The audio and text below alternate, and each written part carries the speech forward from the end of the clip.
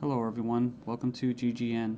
Today is Friday, June 29th, 2012, and I'm Darko. This is my website, ggnonline.com. There's a poll up there, you can check on it and vote how long until a drone kills the first American on American soil. So far, the majority are saying within the next year, followed by the next 2 years. You can follow GGN with your email address, also on YouTube, ddarko2012 and ddarko2013. And if you'd like to help, you can donate right there. So, and there's also a little news archive there. So, I'm ready to go here, and we're going to cover the economy. And the biggest news, of course, is Obamacare approved. It was kind of shelved for a while there, and now it's back from the dead. So, and a little bit of eugenics, because you have financial warfare, and then you have social warfare, you have eugenics, and it kind of all just is immersed, right, in the same global agenda. So it says here, Obamacare approved, IRS to force Americans to buy health insurance. It says it's a victory for Obama and a travesty for the middle class. The Supreme Court upheld Obama's health care mandate, empowers the IRS to begin to regulate America's health care by 2014. Expect IRS thugs armed with shotguns knocking at your door to fine you almost $700 a person or $2,000 per household for failure to purchase health insurance. If you fail to pay the outrageous fine, expect to be sued by the IRS. It says here that revised healthcare laws remove the penalty of almost $250,000 in imprisonment up to 5 years. It says here this ruling allows the federal government to force citizens to enter a contract with private corporations to buy health insurance. This is happening just days before the 4th of July, when Americans won its independence from British tyranny, and now we face the same tyranny today. It says here by 2014, all Americans will have to submit or face being fined and sued by the Internal Revenue Service. The American people are already struggling financially with record unemployment, inflation, and trillions of dollars in national debt. By the time health insurance becomes mandatory, the middle class will be financially bankrupt. This is the reason why the military and police are preparing for martial law in the U.S. streets, says because people will revolt against the system that has basically turned people into financial slaves. So it says here that they're conditioning Americans with checkpoints and speed traps, army drones to spy on us. We're going to cover all this, rolling out the tanks and putting military goons on residential streets to prepare us for what is to come in the future. It says here the Bilderberg Group discussed in Spain about wanting to level America into a third world impoverished nation where we're all poor under world government dictatorship. It says here soon the Americans' standard of living will drop significantly, and it won't just be the standard of living, it will be their age of death, right? Their basically the average lifespan. It says here services will be cut. We're going to get into that too, death pathway and stuff like that. Taxes will be increased until we become so poor that we are unable to fight, and resistance will be futile. As Americans issue split decision on healthcare ruling, nearly 2/3 believe politics played too great a role. So it says Americans are sharply divided over Thursday's Supreme Court decision on the 2010 healthcare law, with 46% agreeing and 46% disagreeing with the High Court's ruling that the law is constitutional. Then you have from the Daily Bail, Obamacare complicated. Check out the flow chart. And yeah, there's our buddy, the IRS, right there. But it's just a god-awful mess. And you have Secretary of Health and Human Services in the middle. All these different vested interests, all these different bureaucracies. And the biggest invested interest that helped write the bill was the insurance companies. And they're the ones that are going to basically, how could you say, not profit. Well, they will profit, but they're going to get the best advantage from this, right? And if you would like an anarchist perspective on the whole Obamacare thing, I think Stefan Molyneux did a pretty good analysis of this. I think he held back a lot. I think he's gone over it and made his point so many times, his argument, that he was actually kind of just laid back about it. So it's kind of nice. It's 18 minutes, not too long. The truth about Obamacare, yes, it's even worse than you think. And right here in the description, he puts in there the 6 facts that he presents in his argument. So fact 1, there is no law in the U.S. anymore. Basically what he's saying is that if they could just do anything, then there's no law, right? And it's tricky because, in quote, in a stateless society, there would be what? No law. Well, there would still be common law. See, this isn't common law. This is political law. That's why you have pigs, political law enforcement, and the like that are going to be enforcing this, federal agents and that. So in other words, what he's saying is that you might as well just have no government, because right here you have a dictatorship with, quote, laws, right? They have laws that basically write in a dictatorship. So we have here Obamacare is an admission that all previous government health care programs have failed. So, and this is true. I remember the recording, about Nixon and stuff like that, getting people on Medicaid. It doesn't really matter whether it's good or not. And in fact, costs have already doubled from initial estimates, and that's usually how it works. As soon as this gets closer to fruition, oh yeah, some hidden costs. Sorry, guys.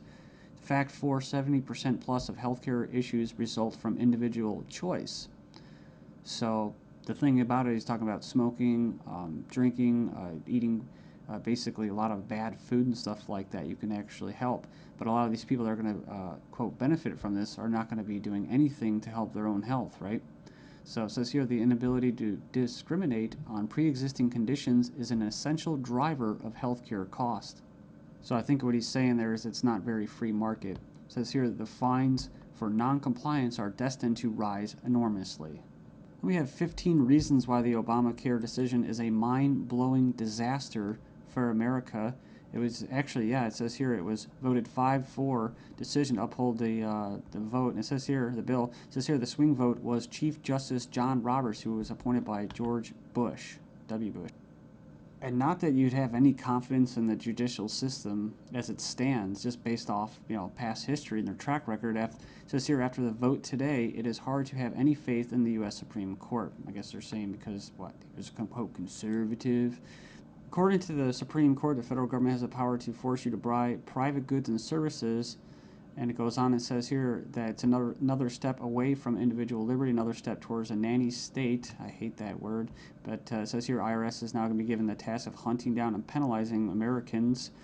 And it says here, in fact, the Obama administration has given the IRS $500 million extra outside the normal appropriation process to help them enforce the provisions of Obamacare they're in charge of overseeing. It imposes more than 20 new taxes on the American people. And you can click the link there. If you click the title of this article, you can find it and check it out. So it says here, number 5, an attempt to control costs and promote efficiency. Obamacare limits the treatment options that doctors and patients can consider.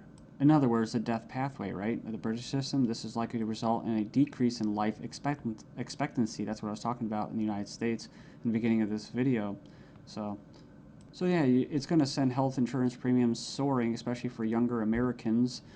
And, it's going to crush small businesses, as they say. And number 9, Obamacare is going to make the emerging doctor shortage in America a lot worse. So hundreds of thousands of doctors are leaving the medical profession because of this. It says here it's already forced the cancellation of dozens of doctor-owned hospitals. And it says here that the following is one example from the Alliance Defense Fund. It's an insidious little provision. It says here, did you know that this bill, you'll have to pay for life-saving drugs, but life drugs are free. So 100% free. If this plan were really about health care, it wouldn't be about, it would be the other way around. So yeah, it's like robbing from the future to pay for the living. So and it just turns into a god-awful mess. It's not even just politics, it's generational. 13 reasons why the revolution might start with Obamacare. Go in there and check that out. I'll just name a few and you can hopefully go in there and check it out. It says here that's a direct tax which is unconstitutional under Article 1, Section 9. And you can go in there and read that. It says here it violates states' rights since federal government does not have the constitutional authority to take over healthcare as stated in the 10th Amendment outlined in the Bill of Rights. This mandate is involuntary servitude or slavery to big banks and insurance industries, neither slavery nor involuntary servitude except as punishment for a crime whereof the party shall be duly convicted. Basically, the 13th Amendment. So yeah, that's the federal government's 4th of July Independence Day present to Americans. It's pretty crazy. I mean, you think the timing of this was just happenstance? I bet it isn't. Let's just show you. Just give you a big middle finger right in front of your face. Stagnating life expectancies in the United States. Poor U.S. citizens live 5 years less than the affluent, but they don't talk, what about the middle class, right? So despite modest gains in lifespan over the past century, the United States still trails many of the world countries when it comes to life expectancy. We remember this article, top doctors chilling claim the NHS kills off 130,000 elderly patients every year. It says here, a professor says doctors use death pathway to euthanasia of elderly. Says here that Liverpool care pathway, death pathway, may be slippery slope to backdoor euthanasia. This is from 2009 from the Telegraph. Says here that the patient assessment selects those deemed close to death for withdrawal of food and fluids or being placed on a continuous sedation until they die off. Next up, we have another little example. Doctors said this individual was a typical lazy teenager. Actually, she had an aggressive form of cancer. So it goes on here. It says that she was finally diagnosed after she had an MRI scan following a fall. So basically, she was left undiagnosed for 6 months after doctors mistook her symptoms for typical teenager laziness. So as cancer rates soar due to the eugenics and that, I see these articles, European meeting to be held to raise awareness of the eugenic current of European society held in Strasbourg, France. It's hosted by the Parliamentary Assembly of the Council of Europe, or PACE, this week to address the alleged eugenic current of European society and eugenics and human rights issues of prenatal screening. It says here, currently the highest court in Europe is considering a complaint from a woman who claims that she was not given a prenatal screening which would have revealed her daughter's Down syndrome and thus allow her to choose to abort her child. They didn't go into this, which is what? Scottish toddlers to be tested to see if they will grow up to be drug addicts or criminals. So they're going to basically examine them to determine their capacity for violent crime, to be violent. But what happens when this comes to the UK? Thailand violent students to be drafted into our army automatically. And another possibility is this. Desperate Europeans try to sell kidneys and lungs being offered for as much as $250,000 as Europeans are grappling with the economic misery. Illegal organ sales are on the rise with desperate sellers willing to basically part with their kidneys, corneas, bone marrow, and even lungs to put food on the table. Says here, organized criminal groups are preying upon the vulnerable on both sides of the supply chain. So they're not just talking about Israel, they're talking about internet ads spotted across Italy, Spain, Greece, Russia. And, people leave comments about euthanasia. I don't, it's like I don't have a moral issue with somebody carrying out euthanasia as long as there's some kind of consent there. The only issue I have for it, or with it, and that's why I bring it up, is when it's in the government's hands, where we have a government legislating morality. They can't do that, like the death penalty. So I don't support the death penalty. With euthanasia, if you're declared a violent or criminal or deviant or going to be a drug dealer, well, then they go ahead and euthanize you, and then they can sell your body parts. And that's probably already going on in Asia and parts of the world. But what happens when people want to sell their entire bodies? Right, a one-time donation, or they could just sell their entire body and have it just basically, as they say, cannibalized for different parts.